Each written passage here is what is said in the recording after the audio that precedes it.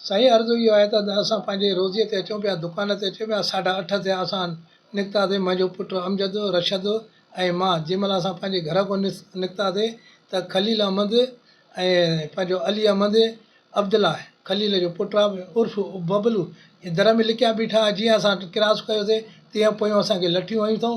इहे असांखे लठे हयूं अथऊं। असांखे असां जेको आहे अपील था कयूं SSA साहब खे ऐं पंहिंजो SP साहब खे।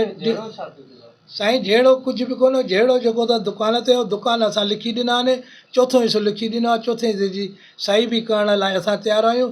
उन ते हो था चवंदा 600 फुट जी असांखे लिखत ॾियो। जॾहिं असांखे नजफ़ ख़ान जे फ़ैसिले सां जे मुताबिक़ असांखे चोथे हिसे जी रक़म मिली आहे, 147 जी रक़म मिली आहे। असां 147 कोर्ट में बि लिखत ॾिनी आहे। हिननि खे बि चयो था असां चोथे हिसे जी ॾींदासीं। हे था चवंदा 590 जी लिखत ॾियो। इन ते हिननि असां सां जहिड़ो कयो। हिननि चयो त असां विच में आहियूं, असां फ़ैसिलो कयो आहे, तव्हां असांखे लिखत ॾियो। असां चयो असां ईअं न कंदासीं। कोर्ट में जॾहिं असां बयान ॾिना आहिनि, कोर्ट असांखे चयो त बाबा तव्हां चोथे हिसे जी अब्दुले खे सही ॾियो। अब्दुले जे चवण ते हिननि असांखे धक हया आहिनि। हे मूंखे धक हया अथऊं, मुंहिंजे पुटु अमजद खे धक हया अथऊं, जेको पीउ साहिब मुंहिंजे नियाणे खे धक हया अथऊं। जी साईं थाणे ते विया आहियूं, तालिब साहिबु मेमण साहिबु अॼु विया आहियूं। उन चयो त मां FIR कटियां थो। असांजी SP साहिब खे अपील आहे, DSP साहिब खे अपील आहे त इन ज़ालिमनि खे गिरफ़्तार करे कोर्ट में पेश कयो वञे।